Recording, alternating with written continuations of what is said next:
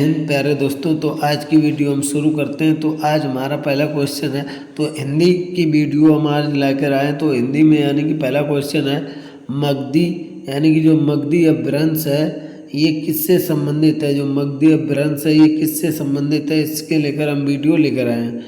यानी कि जैसे कौन सी, जैसे ब्रजभाषा में लिखी है जो मगधी अपभ्रंश है ये किस भाषा में लिखा गया है, ब्रजभाषा में कि बंगला भाषा में कि अवधी भाषा में कि बांगुरी भाषा में। तो जो मगधी अपभ्रंश है ये यानी कि बंगला भाषा में लिखा गया। तो इसका ऑप्शन नंबर बी बिल्कुल सही होगा, क्योंकि ये बंगला भाषा में लिखा गया। तो इसका ऑप्शन नंबर बी बिल्कुल सही है। क्वेश्चन नंबर 2, परंपरा से चली आ रही बात के लिए इनमें से उपयुक्त शब्द कौन सा है। यानी कि जो बात परंपरा से चली आ रही है उसको हम क्या कहते हैं, प्रतिश्रुत कहते हैं कि लोकोक्त कहते हैं कि अनुश्रुत की उपकारी। यानी कि जो बात परंपरा से चली आती है उसको हम अनुश्रुत कहते हैं। तो इसका ऑप्शन नंबर सी बिल्कुल सही होगा, क्योंकि उसको हम क्या कहते हैं, अनुश्रुत। तो इसका ऑप्शन नंबर बी बिल्कुल सही होगा।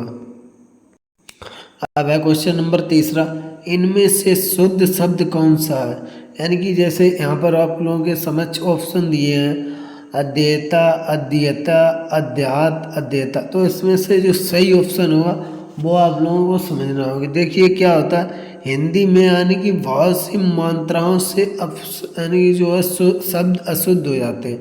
तो जैसे अध्येता लिखा जाता है, तो अध्येता कैसे लिखा जाएगा, तो ऑप्शन नंबर डी सही है, क्योंकि अध्येता हमेशा इसी तरह लिखा जाता है। तो उसका ऑप्शन नंबर डी सही हो गया, यानी कि अध्येता इस तरह से लिखा जाएगा। तो इसका ऑप्शन नंबर डी सही है। अगला क्वेश्चन देख लेते हैं। अब क्वेश्चन नंबर है 4, इनमें से कौन सा तत्सम शब्द है, आग की, आंत की, अंक की, अंजलि। यानी कि सबसे पहले आप लोगों को ये समझना होगा कि तत्सम और तत्सम में, यानी तत्सम और तद्भव में क्या अंतर है। यानी जो तत्सम शब्द होता है ये कैसा होता है, ये संस्कृत का शब्द होता है, और जो तद्भव होता है ये होता है हिंदी का शब्द। तो यानी कि इसमें से कौन सा शब्द है जो कि संस्कृत का शब्द है, तो वो आप लोगों को देखना होगा।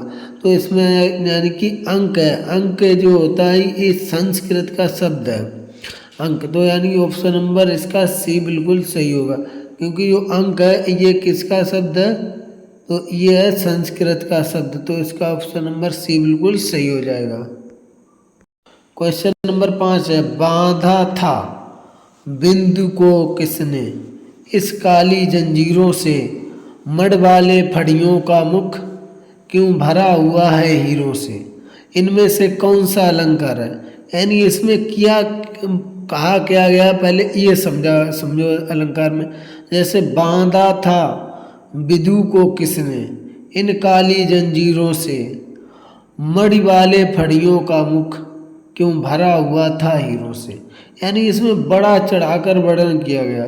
तो जिस अलंकार में हमेशा याद रखना, जिसमें बड़ा चढ़ाकर वर्णन किया जाता है, किसी बात को कम है तो उसको यानी इतना बड़ा चढ़ा दो कि अधिक में कर, तो वो कहलाता है अतिशयोक्त अलंकार। तो इसका ऑप्शन नंबर डी बिल्कुल सही होगा।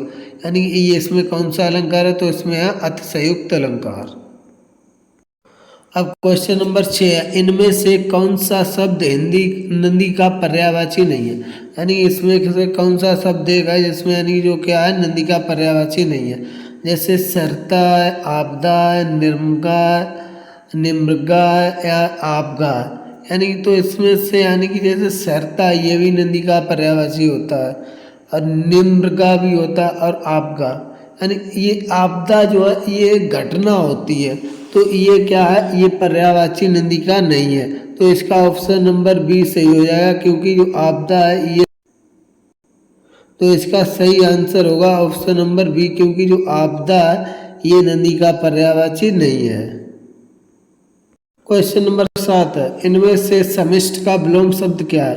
तो समिष्ट है, इसका विलोम शब्द, विलोम का मतलब आप जानते हैं, विलोम मतलब होता उल्टा। यानी कि जैसे पर्याय एंटोनियम जिसे बोलते हैं इंग्लिश में, विलोम को इंग्लिश में बोलते हैं क्या, एंटोनियम।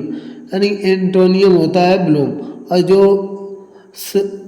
जो समानार्थी शब्द होते हैं वो कहलाते हैं यानी कि क्या, वह कहलाते हैं पर्यायवाची। तो यानी कि इसमें आप लोगों को याद रखना है कि इसका विलोम शब्द क्या है। तो इसका विलोम शब्द होगा यानी कि जैसे विशिष्ट होगा कि अशिष्ट होगा कि बेस्ट होगा कि अस्त होगा, यानी तो इसका विलोम शब्द होगा बेस्ट। तो ऑप्शन नंबर सी इसका सही होगा। तो ऑप्शन नंबर सी है 7वें क्वेश्चन का बिल्कुल सही आंसर। क्वेश्चन नंबर 8, इनमें से हिंदी के प्रथम सूफी कवि कौन है? यानी हिंदी के कौन से कवि ऐसे हैं जो कि क्या थे, सूफी कवि थे। ऑप्शन है आप लोग समझिए, जैसे जायसी, मुल्ला दाऊद, मुल्ला वजही, नूर मोहम्मद। यानी इनमें से कौन से जो है कवि थे, सूफी कवि। तो इसका सही आंसर होगा ऑप्शन नंबर बी, यानी कि मुल्ला दाऊद थे, ये किसके, सूफी कवि थे प्रथम हिंदी के। क्वेश्चन नंबर 10 है, सॉरी 9, अनुनासिक सुरों का उच्चारण स्थल कौन सा? अनुनासिक का मतलब होता है जिसमें यानी कि नाक और कान, नाक और बा मुंह दोनों से क्या हो, दोनों से शब्द को उच्चारण हो, तो वो कहलाते हैं अनुनासिक। तो इसमें से देखिए नाक और कान, इसमें नाक और मुंह दोनों है, नाक है इसमें, मुंह और ओंठ होता है वो ओष्ठ कहलाता है। तो इसका सही आंसर होगा ऑप्शन नंबर ए, यानी कि नाक और मुंह दोनों से जो शब्द निकलते हैं, उच्चारण होता है सुरों का, उनको हम कहते हैं क्या, उनको कहते हैं अनुनासिक। हमारा 10वां क्वेश्चन है, इनमें से किस रचना की पृष्ठभूमि में सांप्रदायिकता की त्रासदी है? यानी कि जो है रचना, जैसे शेखर एक जीवनी है, राग दरबारी, तमस या कारवो। तो इसमें से कौन सा आंसर सही होगा? तो इसका आंसर आप लोगों को कमेंट बॉक्स में बताना होगा, यानी इस क्वेश्चन का आंसर। और अगर आप लोगों को नहीं पता है तो हमारे कमेंट बॉक्स में यानी बताइए, तो हम अगली वीडियो आएगी उसमें इस क्वेश्चन का आंसर आप लोगों को बता देंगे। तो जय हिंद प्यारे दोस्तों, मिलते हैं जल्दी अगली वीडियो के साथ। Thank you.